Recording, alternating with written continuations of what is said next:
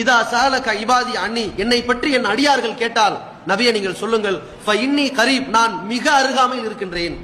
அரபு வார்த்தையில கரீப் என்ற வார்த்தையை சூப்பர்லேட்டிவ் டென்ஸ் சொல்லுவாங்க. மிக மிக அருகாமையில் இருக்கிறது தான் சொல்லுவாங்க. அந்த வார்த்தையை இறைவன் எப்படி பயன்படுத்துறான்? எல்லோரையும் விட மிக அருகாமையில் இருக்கின்றேன்.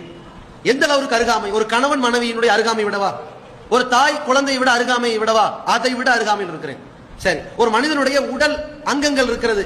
அந்த உடல், அவனுடைய உடல்ல இருக்கிற எலும்புகள் நரம்புகள் அவனோடு ஒட்டி இருக்கிறது. ரத்தம் ஓடிக்கொண்டிருக்கிறது. இந்த உடல் உறுப்புகளை விட அருகாமையிலா? கை விரலை விட, கண் மூக்கு வாயை விட மிக நெருக்கமா? ஆமாம், நெருக்கம். அல்லாஹ் சொல்றான். எப்படிப்பட்ட நெருக்கம்? இன்னொரு இடத்துல அல்லாஹ் சொல்கிறான், நஹ்னு அக்ரபு இலைஹி, அவனுக்கு நாம் மிகவும் அருகாமையில் இருக்கின்றோம்.